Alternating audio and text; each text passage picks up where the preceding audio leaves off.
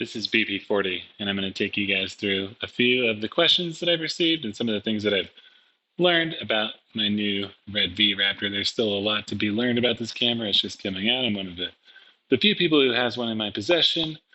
I've rigged this rig up here.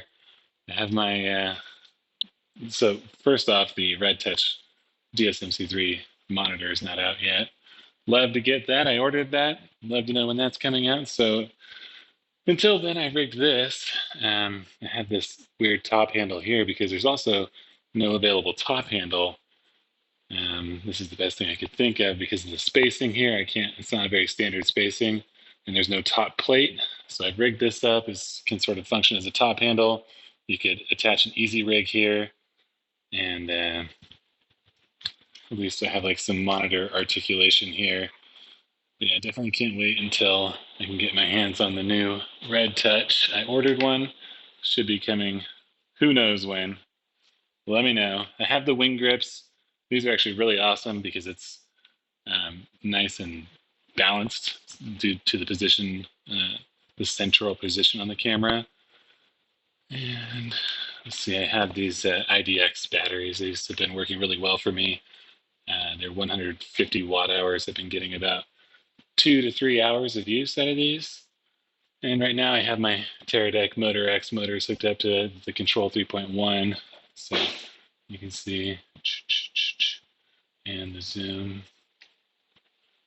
So that's all working well through the D-taps on the battery. Here you can see the red Monstro next to it for size comparison.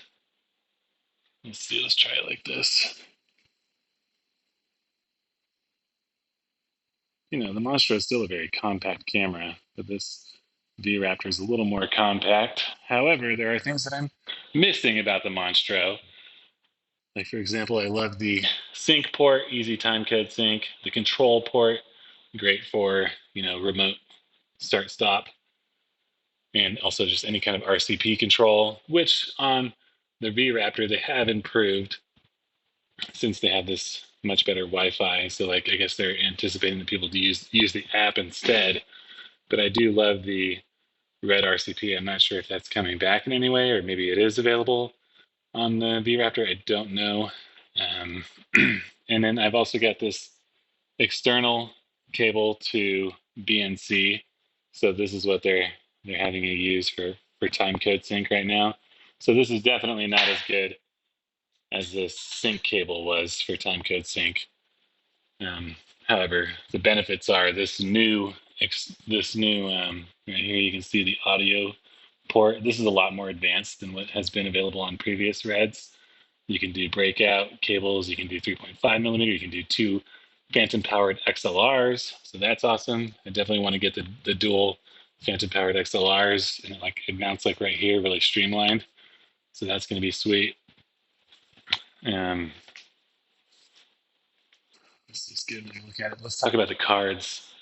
So here's the card slot. It's kind of blocked right now the way I rigged this, but I have learned that. So these are all CF Express Type B. So this is the official Red 660 gigs. I have 2 of these, and I have a Canon C300 Mark III camera. So I was like, oh, cool. I'll just use the cards that I already had, but they're not fast enough for the V-Raptor. I've tested this one, the SanDisk one, and this one actually works, but I can only do 8K 24 frames per second at low quality. Anything above that and it drops frames and stops recording. This Angelbird one, I couldn't get to work at all, which is interesting because Red even uses Angelbird on their official ones. So I wouldn't recommend anything but the official Red ones. Because, like, for example, here, let's set this down and do some menu walkthrough. People want to see the menu too. All right, one moment. Let me just rotate the camera down towards it.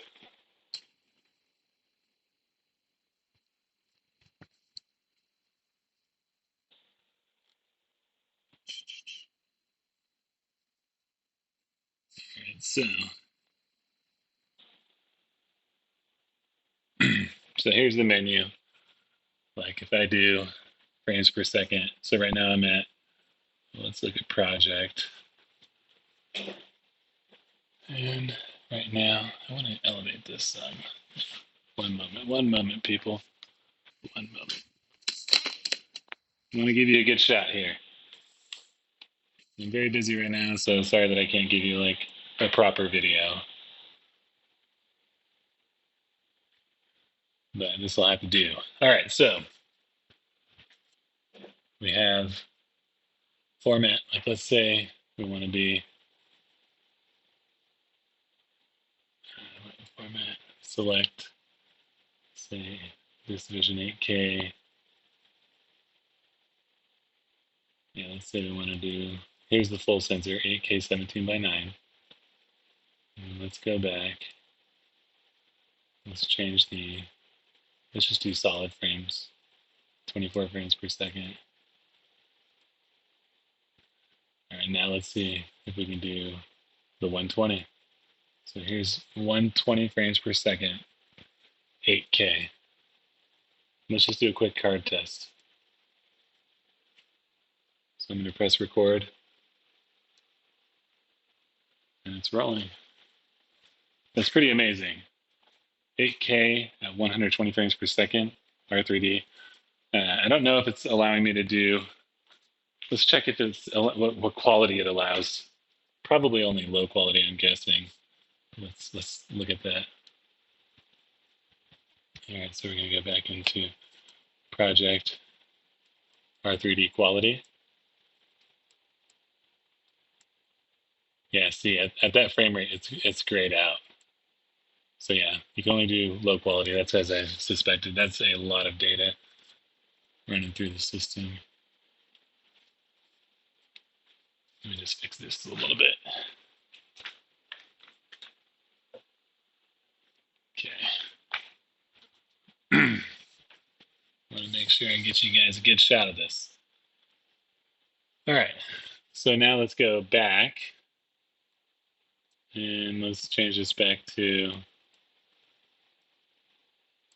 24 frames per second. And then yeah, see now we can do HQ again. So it's going to automatically toggle it based on your frame rate. And let's just do a quick walkthrough of the menus. So, you have frames per second, ISO. So you can quick select, this is pretty cool that you can quick select all this. And I've tested the different ISOs, and I have a Monstro here. So thanks to Chance White of White Flame Studios, this is actually his Monstro. But I've shot on the Monstro a lot, and I think this sensor is very comparable. It's the biggest advantage is the 8 milliseconds sensor readout speed versus like Monstro has like a 40 millisecond, so it's just much more filmic, not to have all that jello rolling shutter.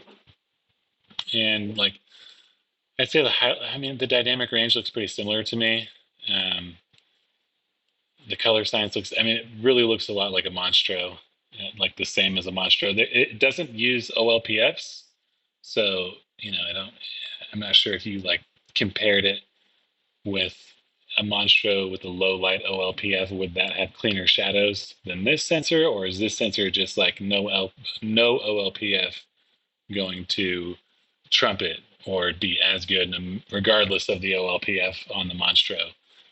Chance is actually going to do some tests, direct comparisons with that. But so far in my testings, like this camera looks like a Monstro with a fast sensor readout and higher frame rates. Very similar look to it. Or like you can't even tell. Like I feel like I'm shooting on the Monstro. But apparently some people are saying it has better highlights and better shadows. I would say perhaps the shadows are cleaner. Like if you do 12,800 ISO, there's a little bit less color noise in the shadows, so that's really nice.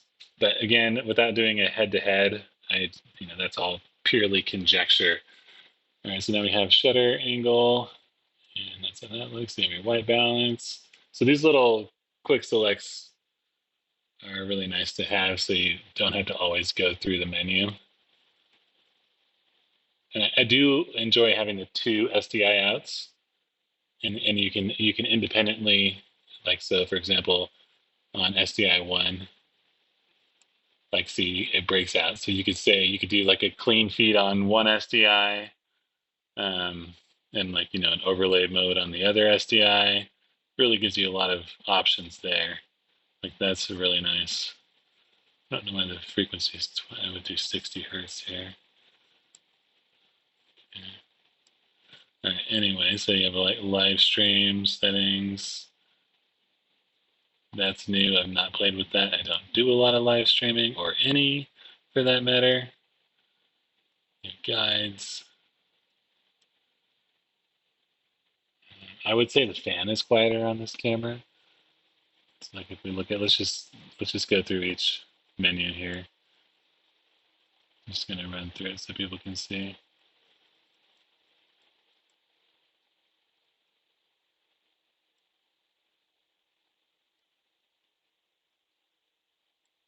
Do time code settings.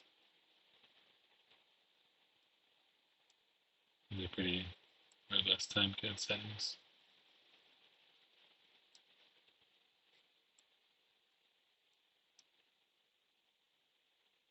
Autofocus is in beta. That would be enabled if it had an RF lens with autofocus. Communication, camera, USB-C, Wi-Fi. And this is the thing. I'm not sure how the USB-C communicates with the camera. I guess via IP. So it looks to me like RCP is no longer a thing. Unfortunately, I liked RCP.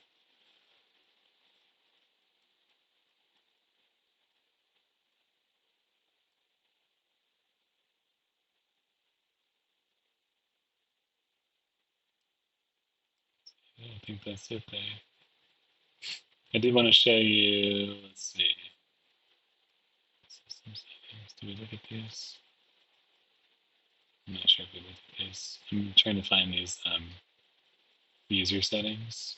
Okay, right here. I skipped this for a reason. So user settings. Um, you have like presets. You can create presets. I'm not even sure how all this works. All enabled. See, like, it looks confusing. On media, in camera presets, side LCD control panels. So like right now I'm on user 1.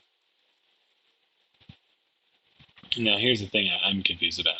On user 1, uh, focus. There we go. Sorry guys, I don't know how long that was messed up for. Don't have time to fix it. Okay, so on user 1, maybe I'll go back to this so you can see. This is very confusing. Presets. In-camera presets. Side LCD control panels. No, where was it? User buttons. No. Where did I see that? Create a preset? Yeah, all this, like, you can create a preset. I don't even know what, is that like maybe like a LUT? Maybe like creating an R3D type LUT? Probably. Yeah, media versus in camera. That's what I'm guessing it is. So you can sort of like save your own LUTs, so to speak. So side LED control panels, yeah. So in user 1, I created all these slots. So I was like, okay, slot 1, eject media, 2, focus peaking, false color, peaking, magnify. And I was assuming that it would be like 1, 2, 3, 4, 5, 6, 7, 8. And then I was assuming you could just long press and it would like bring you there. It would toggle on off, which that would be really cool in my opinion. But apparently the way it works is like, when you're in this, does it, let's see, like, false color toggle? No, it's not doing false color for me. Let's see, like, inject media. I was talking to Tim Dowse, and he says it works like how Canon's presets work, which I've never even used the Canon presets. So I don't know, you guys. But I mean, hopefully this video gives you a little overview. I definitely would love if you guys could answer any of these questions. And until next time, BP40, thank you for watching.